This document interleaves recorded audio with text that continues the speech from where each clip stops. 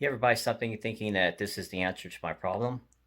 Well, that's what I did. So the Hohem iSteady Pro 3 um, seems to work great as a gimbal. However, there's so much motor noise. And as you can see in the examples, the motor noise overcomes the audio, so you can barely hear what I'm saying. And I don't know.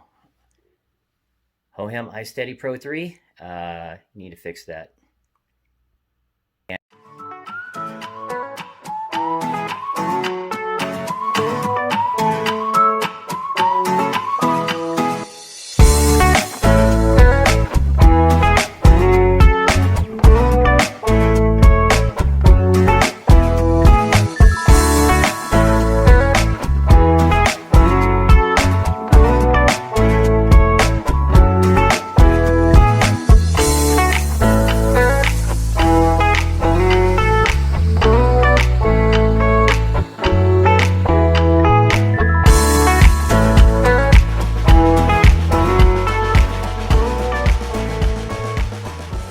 Hey everyone, Sean here. Welcome to my new channel, the Outdoor Tracks channel. So with this channel, I'm going to bring you all kinds of content. It's basically the things that I find interesting, which I hope is what you find interesting too. So things like Jeeps, Sea-Doos, bikes, bike packing, camping, fishing, everything outdoors.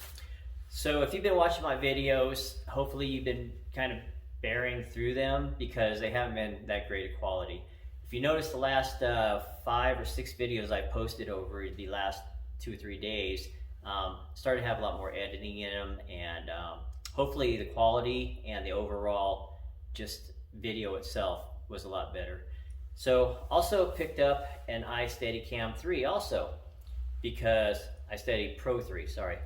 I gotta get used to using this, and it's kind of strange because I still have to pan and tilt it. I kind of automatically think it's going to follow up and down where I want to look, and that's how I've been used to doing it with the Note 10 that I'm recording on right now. Is basically my hand would go wherever I wanted to look. And although that's been working for me, and the video quality has been really good because the Note 10 shoots in 4K, it's just been shaky, and I want to get away from that, and that's where this comes in. So this I'm really excited about. Still trying to get used to it because I notice when I'm recording on it, I forget to pan up and down or tilt up and down. So that's something I'm going to have to really get used to. Put a little mount on it right here for the bikes. So my GoPro mount, I'm mounting it on the side of the handlebar, and I don't know if it's going to work or not. I'm just kind of testing out a theory right now. Hopefully it will work, but I got a metal mount for it and metal mount on the handlebar. So hopefully that'll work. I might have to put a strap or something, which actually made one right here from, this is a wrist strap from a Kawasaki jet ski. So I just took the actual key off, but this has got a big foam piece on it. And I'm not recording on here, I'm just showing you that. But anyway, so this is a big foam piece that goes around your wrist, and it actually will go around this in the handlebar and cinch down really nice, and I won't damage anything because it's made of thick foam. So hopefully that will work. I'm going to take it out and test that theory later. I don't know why I'm holding this up because it's not a recording right now. So anyway, back to the bike, and I'm going to shoot the bike on this camera here. So bear with me while I try to figure this out. All right, look at that, it worked. All right, so anyway. Alright guys, here it is, the Trek 5000 OCLV Carbon 120. Alright guys, here it is, the Trek 5000 OCLV Carbon 120.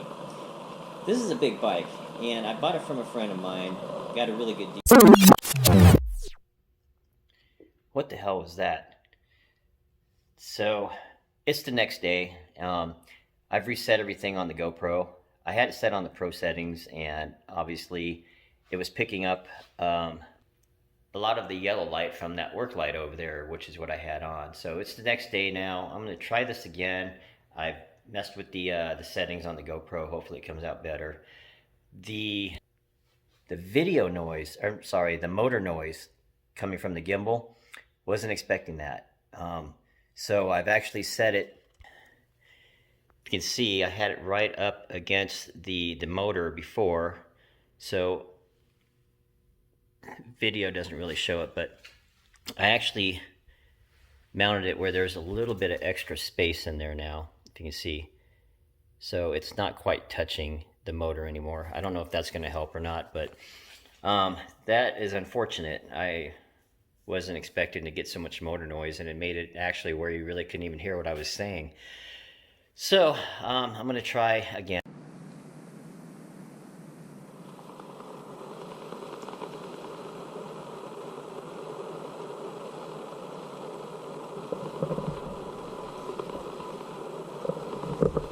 I actually made a modification to the GoPro here, so I was having all those issues with the motor sound coming through, and I don't know why that is. I did some researching on YouTube, and it seems like that's an issue with a lot of gimbals. Gimbals are new to me, wasn't aware of motor noise on them. However, I think I've got the GoPro dialed in as far as the video goes now, and I have this wind. It's not a sock, but a wind sponge, I guess. So anyway, I put that around it, and you're seeing this as I'm seeing it. I just did a video on the bike with it, and I don't know how the audio is going to come through, if you're going to still hear that motor noise or not. Hopefully that will take some of that out. It should, if I'm using this when I'm moving, take some of the wind noise out. I also set the GoPro on wind only, and hopefully this will work. I don't know if it will or not. Like I said, you'll find out as I find out, but I'm finding it seems like the motion of the gimbal is doing what it should be doing. It's doing a good job of actually gimbaling.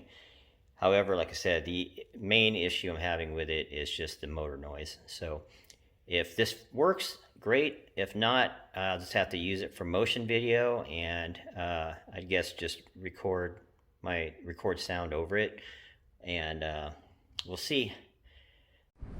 So here it is, the Trek 5000 OCLB Carbon 120. And so I got this from a friend, and I paid a really good price for it. However, he had just sent me a picture of it and asked me if I was interested in buying it. So I'm like, sure. Didn't know how tall this bike was.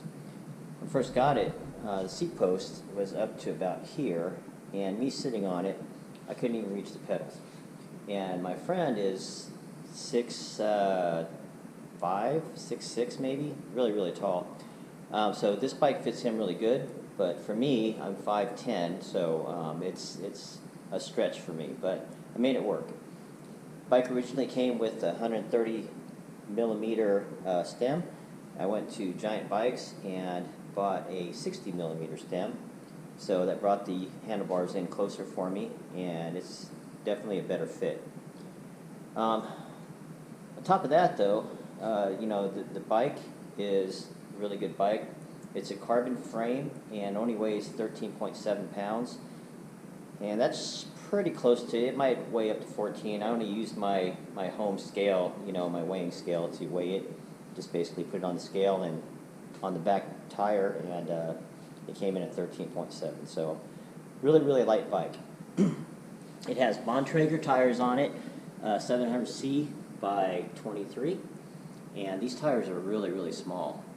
Wasn't expecting them to be that small, especially when you compare it to, say, a mountain bike tire, which you have a lot more tread on there and a lot more meat.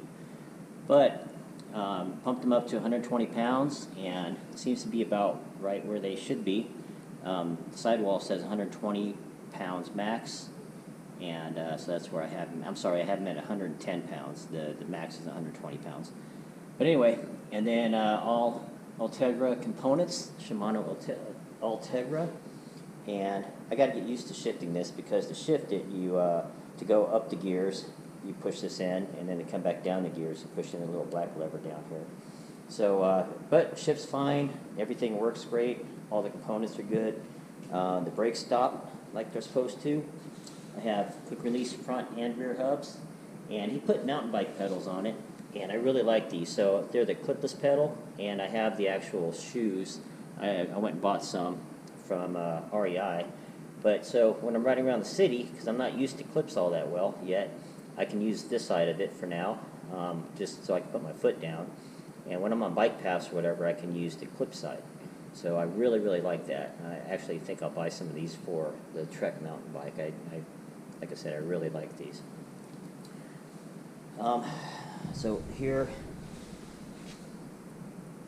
is the actual the drivetrain in the rear, and it's a 3x up front. So hopefully this video, the noise is coming through, or not coming through as much as it was in the previous one. Till next time, thanks for watching, and don't forget to like and subscribe. Thank you.